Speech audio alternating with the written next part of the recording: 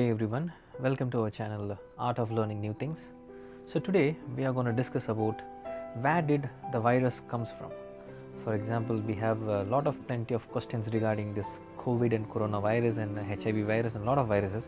But have you anyone knows where did the virus come from? So let's see in this video. Come, let's start. Life had formed on Earth when the environment on Earth was volatile and inhospitable. It was full of free molecules. It was hypothesized that the world was filled with competing proteins and nucleic acids. It was just a hot soup of battling biomolecules, each fighting for their own survival, and they would be able to duplicate themselves. Viruses mainly have RNA as their genetic material.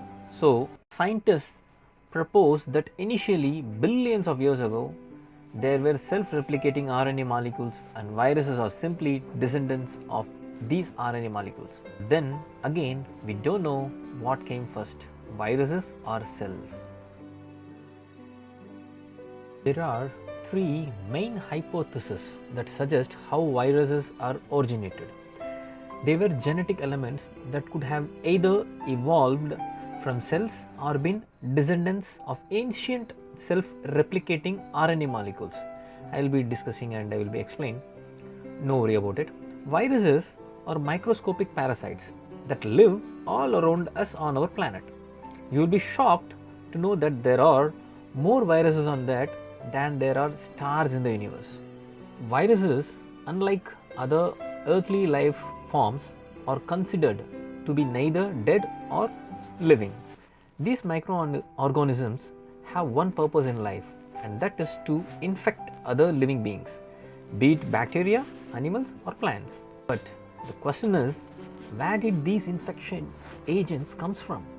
Well, nobody really knows the answer, although science suggests three possible theories or hypotheses. The progressive hypothesis, as the name suggests, states that virus progressed or arose from small simple genetic elements. It's similar to how we humans progressed from apes. This theory argues that viruses are just special pieces of genetic information. These genetic elements somehow gained the power to move in and out of living cells on their own. After all, a virus is really just a piece of DNA or RNA protected by a protein coat. What is the most interesting part is that virus could have come from our own genes. There are special genes we have in our genome called transposons, or also called jumping genes, which is why they are special. These genes have the capability to jump from one location to another in the genes. These genes were also considered to be selfish. They wanted themselves to be duplicated and given more energy and attention, like siblings who compete over a parent's affection. These genes wanted to be the favored ones. However, this was not feasible and for life to thrive. All genes are important. So simple as that, the ideology behind this theory is that viruses are actually jumping genes that threw a tantrum as they lacked attention and ran away from home. It's why the progressive hypothesis is also known as escape hypothesis. They gained the ability to leave their cells, formed a partnership with some proteins, and together became able to infect other ones. After infections, their DNA, RNA is forced into the host genome and duplicated and processed. They make a new copies of themselves and then continuing infecting the other cells. RNA virus, like the human immunodeficiency virus, it's called HIV, work like these transposons. Its RNA enters a cell and an enzyme, reverse transcriptase, converts into DNA. This DNA then enters the host genome, forcing the host at its cost to start making the virus proteins. The down below picture of HIV will give a glimpse idea how it looked like. Although what this hypothesis does not explain is how some viruses have unique structures like spike, proteins that cells don't have. The second one is the regressive hypothesis. This theory is opposite to the progressive one. This theory does not believe that viruses progressed and adopted themselves to think for themselves. Rather, they are reduced parasitic forms.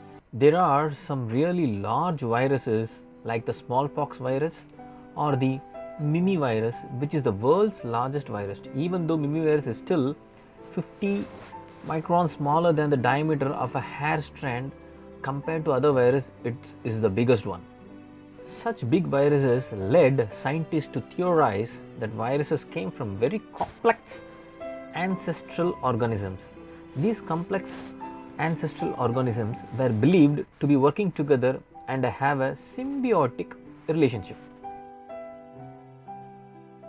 Virus first hypothesis. This theory takes a different approach. The above two hypotheses are only possible if cells existed before virus. But just like the chicken and the egg, we are not sure who came first. What if viruses came first? Evidence came to show RNA was actually the first genetic molecule, not DNA.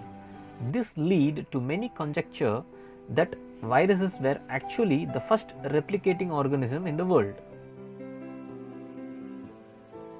In this video, we came to a conclusion. In the end, we don't know exactly which theory is correct. Each theory can be argued for, but all have their own shortcomings. For all, we know the answer could be entirely different. With data science now in the picture, evolutionary biologists have access to tons databases about an organism's genetic information. This brings us one step closer to the truth. Future research in structural biology and genomic could shed light on the correct answer. What unfolds with all this information may given even as a hint on the origin of life. You guys, I am trying to make you understand regarding where the origin of the virus came from. Thank you for watching the video. Stay tuned. Bye bye.